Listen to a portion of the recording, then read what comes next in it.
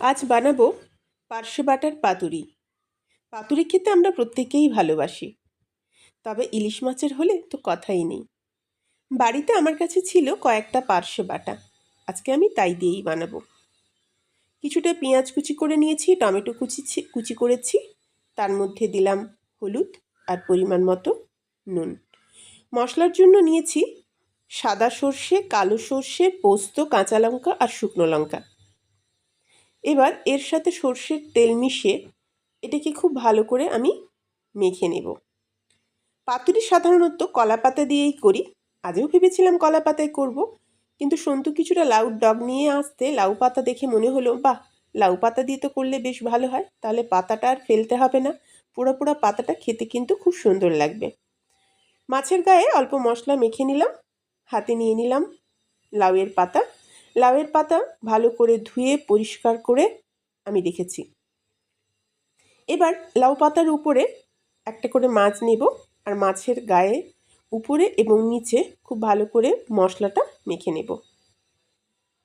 যেহেতু আমি মোড়ার জন্য অন্য কেউ নেই সাথে, তাই আমি আগে মাছগুলোকে মশলা মেখে একটা সাইডে করে নিচ্ছি, এরপরে ওটাকে সুতো দিয়ে বেঁধে নেব, তাহলে আমার সুবিধে হবে। তাই এক একটা মাছ তুলছি আর মশলা মাখাচ্ছি আর সাইডে রাখছি, আর মনে মনে ভাবছি পার্শে বাটার জায়গায় যদি এটা ইলিশ হতো, আহ কি সুন্দর হতো, তাই না? শুধু ইলিশ কেন, যে কোনো মাছ, সে চিংড়ি হতে পারে, রুই হতে পারে, কাতলা হতে পারে, যে কোনো আপনার পছন্দের মাছ যদি এইভাবে মেখে করেন, খেতে কিন্তু সত্যিই অপূর্ব লাগে। আশা করি অনেকেই করেন। এবার সমস্ত মাছগুলো আমার পাতায় উপর রেখে মশলা মাখানো হয়ে গেছে। আমি উপর থেকে আর একটা করে বা দুটো করে পাতা দেব, এবার সুতোর সাহায্যে ভালো করে বেঁধে নেব। যদি ছোট মাছ হতো তাহলে কাঠি দিয়েই আটকে দিতাম, মাছটার যেহেতু লম্বা টাইপের তাই সুতো দিয়ে আটকে নেব। এক একটা মাছ আমি সুতো দিয়ে আটকে নেব, এটাই একটু ঝামেলা, আর কিছুই ঝামেলা নেই। এই পাতায় মোড়ার সময় খেয়াল রাখতে হবে যাতে কোনো দিকে ফাঁকা হয়ে মশলাটা না বেরিয়ে যায়, আর কিছুই না। এটা করতেও সোজা আর খেতেও কিন্তু খুব সুন্দর। যে কোনো মাছ আমার মতো করে দেখবেন, সত্যিই ভালো লাগবে। মাছগুলো এক একটা আমি বাঁধছি। অন্যদিকে আমি গ্যাসের উপর প্যান বসিয়ে রেখেছি একটু গরম হওয়ার জন্য। মাছগুলো প্রায় বাঁধা আমার শেষ হয়ে এলো। এই পাতুরি আগে কিন্তু আমরা ঘরে খুব বেশি করতাম না, এখন বিভিন্ন অনুষ্ঠান বাড়িতে খাওয়ার পরে আমাদের মাছের পাতুরি খেতে এতটাই ভালো লাগে, আমরা বাড়িতে ছোটোখাটো কিছু অনুষ্ঠান হলেই চেষ্টা করি এই ধরনের করার। আর কম জন থাকলে কম করলে ঝামেলাটা একটু কম, বেশি থাকলে বেশি জনের হলে একটু কষ্ট, একার পক্ষে একটু চাপ লাগবে, তখন মনে হবে না থাক, করবো না। আমি প্রত্যেকটা মাছ সুতোতে বেঁধে নিলাম।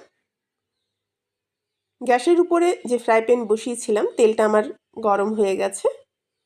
এতে আর কোনো কাজই নেই, শুধু মাছগুলোকে এর মধ্যে দিয়ে নেওয়াই হচ্ছে কাজ। মাছগুলোকে আমি এর মধ্যে দিয়ে নেব, এক এক করে দিয়ে নিলাম।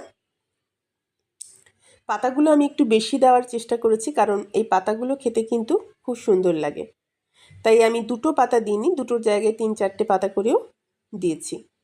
এবার এটাকে আমি ঢাকা দিয়ে নিয়েছি। ঢাকা দেওয়ার পর আলতো করে উল্টে নেব। নিচটা অনেকটাই হয়ে এসেছে। মাছটা রান্না করতে খুব বেশিক্ষণ সময় লাগবে না, যেহেতু আমি মাখার পরে একটুক্ষণ রেখে দিয়েছিলাম। এবার এই মাছগুলোকে আলতো হাতে উল্টে নিয়ে গ্যাস কমিয়ে আমি আবার একটু ঢাকা দিয়ে নেব। বেশিক্ষণ ঢাকা দেব না, কারণ ঢাকা দিলে অনেক সময় জল বেরিয়ে যায়। এবার গ্যাস বাড়িয়ে আমি ওখানে দাঁড়িয়ে একটু ভেজে নেব। প্রথমটাতে একটু ঢাকা দেওয়ার পরে ঢাকাটা খুলেই রান্না করার চেষ্টা করবেন, তাহলে মাছটা ভাজাটা হবে খুব সুন্দর। আমার দেখানো হয়ে ওঠেনি, মাঝে মনে হয়েছিল আর একটু তেল লাগতো, তাই আমি আর অল্প পরিমাণে সর্ষের তেল ফ্রাই প্যানের মধ্যে দিয়ে নিয়েছিলাম। মাছগুলো এবার আমি উল্টে নিলাম। রান্না প্রায় আমার শেষের মাথায়, দেখতেই পাচ্ছেন কি সুন্দর দেখতে হয়েছে। এবার খুলে আপনাদেরকে দেখিয়ে দিচ্ছি পাতাটা, মাছটা দেখতে কেমন হয়েছে। দেখুন কি সুন্দর না, ভাতের সাথে খাবেন দারুণ লাগবে কিন্তু।